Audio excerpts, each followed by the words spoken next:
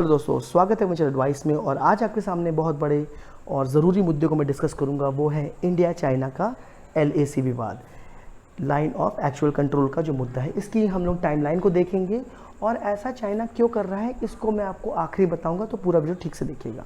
तो शुरुआत करते हैं टाइमलाइन की। तो मई के मंथ से ये नोटिस किया गया कि जो भारत का जो लद्दाख का एरिया है वहाँ पे 5 मई को चाइना की भारत की सेना के साथ कुछ झड़प हुई। वो भारत की बॉर्डर एरिया में घुसने की कोशिश कर रहे थे और इसमें काफ़ी झड़प में कुछ सैनिक घायल भी हुए थे। और जो एरिया है लद्दाख का उसको बोलते हैं पैगोंग सो झील वाला इलाका। 5 मई से 15 मई तक आते हैं चीज़ें और ख़राब हुई। कई बार नोटिस किया कि चाइना वहाँ बंकर इस्टेब्लिश कर रहा है, वहाँ कंस्ट्रक्शन कर रहा है, वहाँ पे वो आर्मी को डिप्लॉय कर रहा है। और इतना ही नहीं बल्कि गलवान एरिया, डेप्सांग एरिया, अगर हम ईस्ट में आए तो सिक्किम का एरिया जो चाइना के साथ लगता है, और भी जो दूसरे एरिया हैं LOC के, वहाँ पे भी एक हरकत नोटिस की गई कि चाइना वहाँ पे घुसपैठ करने की कोशिश कर रहा है। 6 जून तक आते आते भारत सरकार अलर्ट हुई और उसने डिप्लोमेसी स्टार्ट की और टोटल 4 राउंड हुए और कमांडर लेवल का डिस्कशन हुआ और ये अग्रीमेंट हुआ डिसएंगेजमेंट प्लान का। और इसको एक बहुत बड़ी जीत मानी गई भारत तरफ से, लेकिन भारत ज़्यादा सेलिब्रेट नहीं कर पाया क्योंकि 15 जून तक आते आते टेंशन वापसी पे आ गया और भारत देश के 20 जवानों को इस लड़ाई हुई और उसमें 20 जवानों को शहीद होना पड़ा। भारत देश को काफ़ी नुकसान हुआ, लेकिन भारत ने अच्छा रिटेलिएट किया, उनके 43 जवानों को मारा। लेकिन उसके बावजूद चाइना ने इसको ऑफिशियली कभी एक्सेप्ट नहीं किया। ठीक है, तो 15 जो भारत ने जून में शुरुआत में हासिल किया डिसएंगेजमेंट प्लान को लेके, वो 15 जून तक आते आते लगभग धराशायी हो गया। और 19 जून को प्राइम मिनिस्टर ने चीज़ों को सीरियसली लिया और एक ऑल मीटिंग पार्टी की मीटिंग रखी। लेकिन उस मीटिंग में PM ने एक बहुत ही कंट्रोवर्शियल स्टेटमेंट दिया। वो ये था कि भारत देश में कोई भी आया ही नहीं, मतलब कोई घुसपैठ हुई ही नहीं। इसको लेकर काफ़ी कंट्रोवर्सी हुई, काफ़ी मीडिया में आया चला, नेताओं ने इस पर अपने कमेंट्स दिए। मैं उसमें नहीं जाना चाहूँगा क्योंकि मेरा एम ये नहीं है। जुलाई के महीने तक आते आते भारत के जो नेशनल सिक्योरिटी एडवाइज़र हैं अजीत डोवाल, और वो बाकायदा उन्होंने मुलाकात की चाइना के फॉरेन मिनिस्टर के साथ जिनका नाम है वांग यी। और उनका भारत का मेन यहाँ मुद्दा था कि इस पूरे जो बॉर्डर का मुद्दा है इसको सुलझाया जाए और तुरंत वहाँ पे पीस मेंटेन कराई जाए, क्योंकि ये बहुत ही बैड इम्पैक्ट है और ये इंटरनेशनल लेवल पे भारत की थोड़ी सी इस छवि को धूमिल करता है, क्योंकि चाइना अपनी आदतों से बाज नहीं आ रहा। ऑलरेडी भारत का पाकिस्तान के साथ मुद्दा चल रहा है, विवाद चल रहा है, उसमें अब चाइना भी एंट्री कर गया है। जून से अगस्त तक मीटिंग्स का दौर चलता रहा और WMCC के लेवल पे जो मीटिंग हुई जिसको बोलते हैं working mechanism for consultation coordination, ये चाइना और इंडिया के ऑफिसर्स की और आर्मी ऑफिसर्स पे लेवल पे डिस्कशन होते हैं और इसके टोटल 4 राउंड हुए थे। भारत को कुछ हद तक सफलता हासिल हुई, लेकिन बहुत बड़ी सफलता नहीं बोला जाएगा, क्योंकि इसके बावजूद चाइना बॉर्डर पे हरकतें करता रहा, लड़ाई झगड़े होते रहे, वो हमले भी करता रहा, वो बंकर बनाता रहा। कभी उसके सैनिक पीछे हटते थे, फिर उसके सैनिक वापस आ जाते थे, चाहे वो गलवान एरिया हो, डेप्सांग एरिया हो, चाहे वो फिंगर 1 हो से लेके फिंगर 8 तक का इलाका हो, वो हमले कर ही रहा था। यानी कुल मिला के पीस नहीं मेंटेन हो पा रही थी।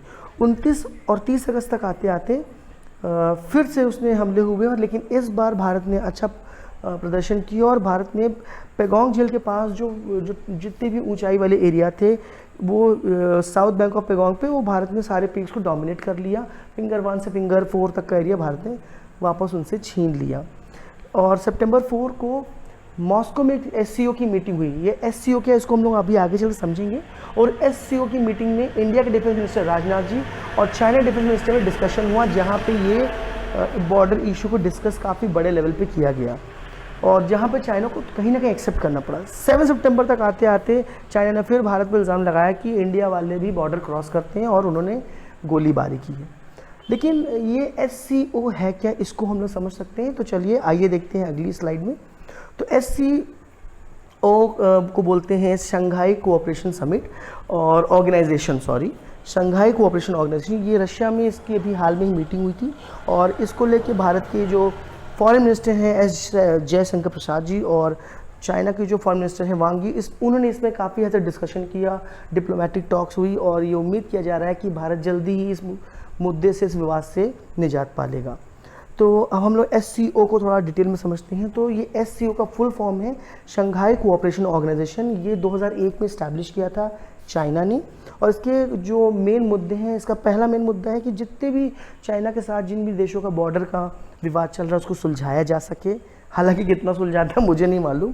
दूसरा इन्होंने कहा इनका मेन एम था टेररिज्म पे अटैक करना, टेररिज्म को कंट्रोल करना, क्योंकि टेररिज्म एशिया में बहुत हमले होते हैं, तो उसमें इसका रोल है कि किसी भी तरह से टेररिज्म को कंट्रोल किया जा सके। तीसरा है जो रीजनल सिक्योरिटी है एशिया की, उसको स्ट्रेंथन करना।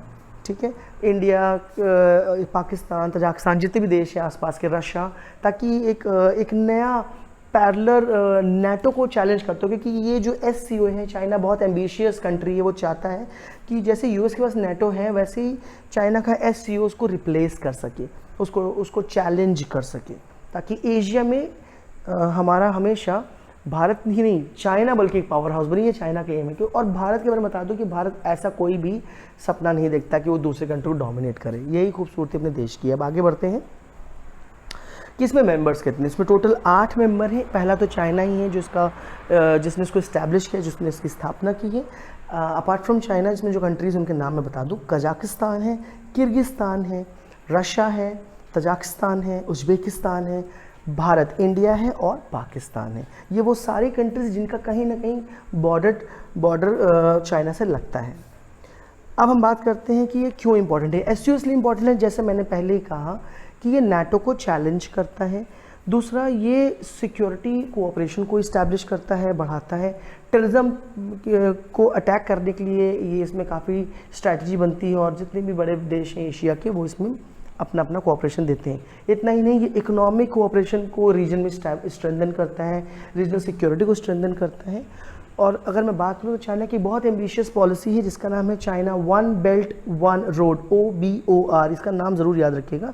ये चाइना के इनिशिएटिव को भी प्रमोट करता है। इसके तहत चाइना पूरा एक इंफ्रास्ट्रक्चर प्लान इस्टेब्लिश कर रहा है, जैसे उन देशों में जो उतने अमीर नहीं हैं, जैसे नेपाल हो गया, भूटान हो गया, म्यांमार हो गया, पाकिस्तान हो गया, क्योंकि चाहता है चाइना कि एक पूरा इस रीजन पे उसका डोमिनेंस रहे। तो इन सभी कंट्रीज़ में इंफ्रास्ट्रक्चर कर रहा है ताकि चाइना इनके मार्केट को एक्सेस कर सके। हालांकि अगर हम बात करें इश्यूज़ की, तो भारत ने चाइना के OBOR को काफ़ी हद तक काउंटर किया और उसका अपोज किया है। इतना ही नहीं, दूसरी मुद्दे बात करें तो ऑलरेडी इस SCO के प्लेटफॉर्म पे इंडिया ने पाकिस्तान के बॉर्डर को मुद्दे को भी डिस्कस किया है। साथ ही साथ अगर हम बात करें तो चाइना ने जो चाइना का जो स्टैंड ऑफ है यूक्रेन को लेकर, रशिया ने जो क्रीमिया पे जो कब्ज़ा किया है, शायद आपको नहीं पता होगा, मैं कभी अगली बार बताऊंगा। रशिया ने जो क्रीमिया पे कब्ज़ा किया और यूक्रेन पे कोशिश की है कब्ज़ा करने की, उसको लेके भी अपना मुद्दे को रखा है भारत ने भी और चाइना ने भी इसको रखा है। ठीक है, अगर हम OBOR की बात करते हैं तो इस OBOR के प्रोजेक्ट में जो इंडिया ईरान का एक चाबार पोर्ट जो ईरान में, उसको जो इंफ्रास्ट्रक्चर प्रोजेक्ट है जो फिलहाल खटाई में पड़ चुका है, उस पर भी SCO का रोल है कि वो उसमें कंट्रीब्यूट करना चाह रहा था। इतना ही नहीं, जितनी भी सेंट्रल एशियन कंट्रीज वहाँ तक अपनी पकड़ बनाना चाहता है चाइना इस OBOR policy, one belt one road के तहत। तो ये कुछ बड़ी बातें हैं जिसको आप ध्यान रखिएगा। इस पूरी PPT की मैं आपको पिक्स दे सकता हूँ, अगर आप मेरे फेसबुक पेज में जाएंगे एडवाइस के, तो वहाँ आपको मिल जाएगा। अब हम लोग आगे बढ़ते हैं। इसका एडवाइस का लिंक मैंने डिस्क्रिप्शन में दे रखा है कि ये टॉक्स क्यों इंपॉर्टेंट है। इंडिया चाइना टॉक्स इसलिए इंपॉर्टेंट है क्योंकि फ़िलहाल इंडिया और चाइना दोनों न्यूक्लियर एम्पावर्ड नेशन है।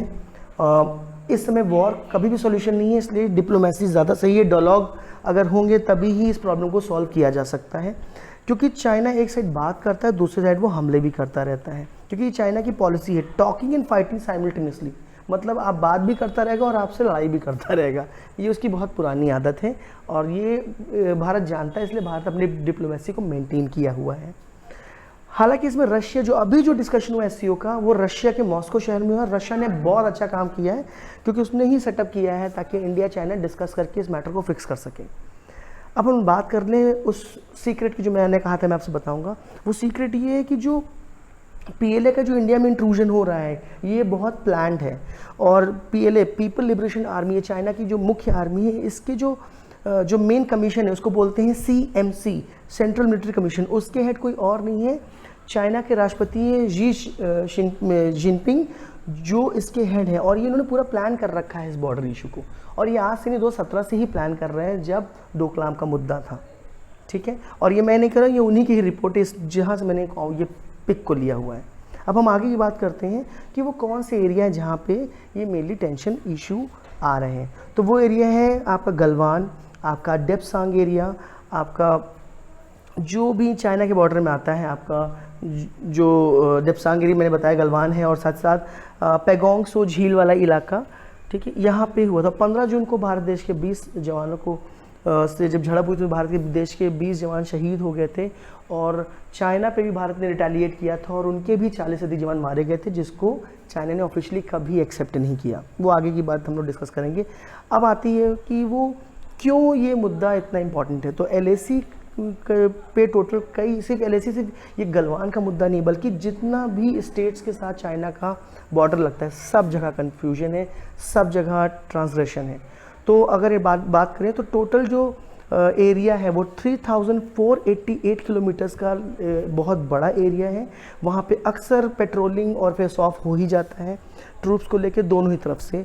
और अगर मैं बात करूँ स्टेट वाइज, तो मैंने भी बात किया जम्मू कश्मीर में जो लद्दाख का एरिया है, जिसमें डेमचौक, ट्रीग हाइट्स, डामशिले, पैगोंग सो, चूमर और स्मैगनूर गैप है। हिमाचल की बात करते तो वहाँ कारुरिक, शिपकीला, ये बड़े अजीबो-गरीब नाम हैं। उत्तराखंड में बाराहोटी और पुलान सुंडा वाला इलाका है जहाँ पे इनका विवाद चल रहा है। हम अगर ईस्ट में आते हैं तो अरुणाचल प्रदेश में काफ़ी एरिया हैं, जैसे नमकाशू, सुमदोरोंगशू, असाफिला, लोंगजू और दिक्षू, यांगसे, साथ साथ फिश टेल 1, फिश टेल 2 जो दिगबांग वैली में आता है आपका अरुणाचल प्रदेश में। मतलब पूरा अरुणाचल प्रदेश पे चाइना क्लेम करता है। मैं आपको बता दूं कि लास्ट ईयर जब होम मिनिस्टर अरुणाचल जाने की कोशिश की तो चाइना ने इसका अपोज किया था। ये बड़ी हैरानी की बात है, देश हमारा भारत है लेकिन चाइना को ज़्यादा फिक्र होती है। खैर, अगर हम बात करें तो चाइना हर साल बॉर्डर को क्रॉस करता है, ट्रांसग्रेशन के इश्यूज़ हर साल नोटिस किए जाते हैं। ऑन एन एवरेज 300 केस पहले नोटिस किए जाते थे और ये 2017 में अचानक 426 हो गए। मतलब 100 से भी 125 से भी ज़्यादा केसेस बढ़ गए। और ये वो वो एरिया था जब डोकलाम का मुद्दा आया था। तो ये मैंने आपको बताया कुछ इम्पॉर्टेंट, ये इसकी आप चाहे तो पिक ले सकते हैं, बहुत इंपॉर्टेंट है। और आप पूरे एडवाइस पे और भी वीडियोस पाएंगे। मैं बहुत जल्द और वीडियोस लेके आऊँगा और मैं आपको इसकी जो ऑफिशियल रिपोर्ट में डिस्क्रिप्शन में ज़रूर दूंगा, आप देख लीजिएगा। अब हम बात करते हैं कि अभी हाल में जो अग्रीमेंट साइन हुआ है 7 सितंबर को, वो क्या है। तो शंघाई कोऑपरेशन ऑर्गेनाइजेशन की मीट हुई थी, जिसमें डिफेंस मिनिस्टर का मीट हुआ था और साथ ही साथ फॉरेन मिनिस्टर भी गए थे।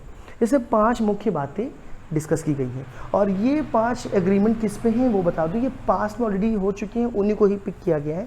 पहला 1993 में भारत ने जो साइन किया था maintenance of peace and tranquillity agreement, मतलब कि इंडिया चाइना में हमेशा पीस और ट्रैंक्विलिटी ही रहेगी, कोई झगड़ा नहीं होगा।